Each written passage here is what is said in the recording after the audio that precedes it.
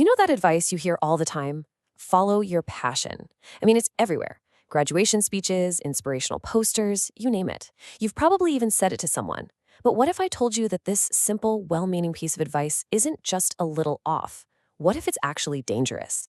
So, to really get why this is so risky, I want to tell you a story about a guy named Thomas. He was like the ultimate poster child for following your passion, and it led him all the way to a monastery in the middle of nowhere and, well, a complete breakdown. For Thomas, this wasn't just some casual hobby. No, he was completely consumed by the idea of Zen Buddhism. He read every book he could get his hands on about philosophy and religion, and in his head, the life of a monk was this perfect romanticized path to enlightenment and, true happiness. But the reality of life at the monastery, oh man, it was a whole different story from his fantasy.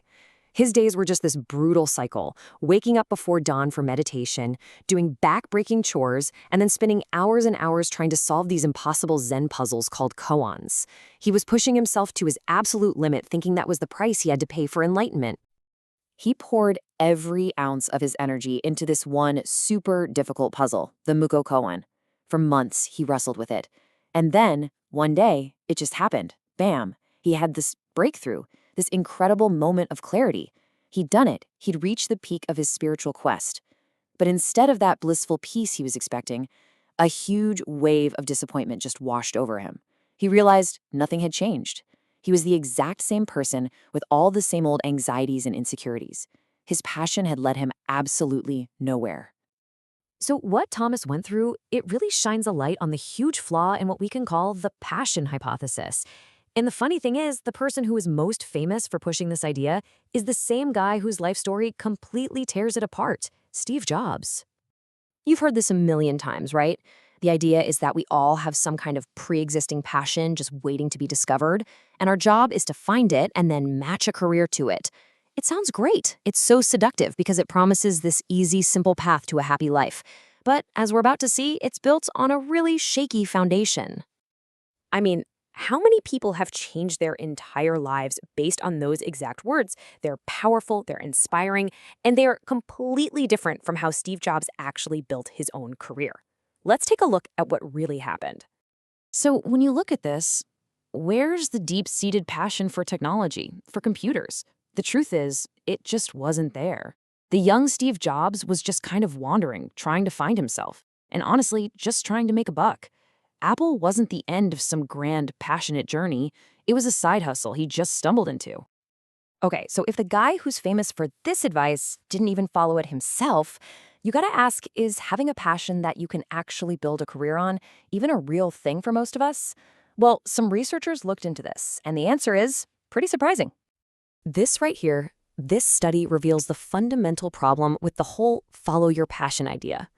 For the overwhelming majority of people, their passions are hobbies, things like sports or music or reading. Telling them to follow their passion is like telling them to build a career out of playing video games or dancing. For most of us, it's just not practical advice. It's a dead end. So, if the passion hypothesis is a bust, then what are we supposed to do? Well, there's an alternative. It's a simple but really powerful shift in how you think about your work. And it's summed up perfectly by some advice from a very unlikely source. The comedian Steve Martin. See, this isn't about finding a job you're already passionate about. It's about becoming so incredibly good at what you do that people can't help but notice. It's about building skills, creating real value, and earning your way into a great career. This is the absolute core of what we call the craftsman mindset. The passion mindset is all about what can I get? It's constantly asking, does this job fulfill me? And that's a recipe for endless frustration. But the craftsman mindset, it flips that completely. It's about what can I give? The focus is on what you can actually control, your skills, your effort, and the value you're creating for other people. Okay, so why does this shift in mindset matter so much? It's because it's the key to building something called career capital. And you can think of that as the currency of your professional life. The more of it you have, the more cool stuff you can buy with it. It's really simple when you think about it. You wouldn't walk into a fancy store and expect to get the most expensive thing on the shelf for free, right? You need something valuable to trade for it. Well, it's the exact same thing with your career. If you want a job that gives you awesome things like autonomy, creativity, and a real sense of impact, you need to have awesome skills to offer in return. That's your career capital. So, how do you actually build a great career? It's a pretty straightforward three-step process. First, you recognize that great jobs have these rare and valuable traits, like control over your schedule. Step two, you realize you have to earn those traits. They're not just handed out. And finally, step three, you adopt the craftsman mindset because that's the fastest, most effective way to build the skills you need. Let's see how this actually works with a real-world example. Let's look at Lisa and Joe. They were both in advertising, both feeling a little stuck. Lisa decided to take a big leap of faith, completely driven by her passion for yoga. But she had no real business skills, almost no capital to start with. Joe, on the other hand, he played the long game. He doubled down on his skills in advertising, becoming an absolute master at his craft.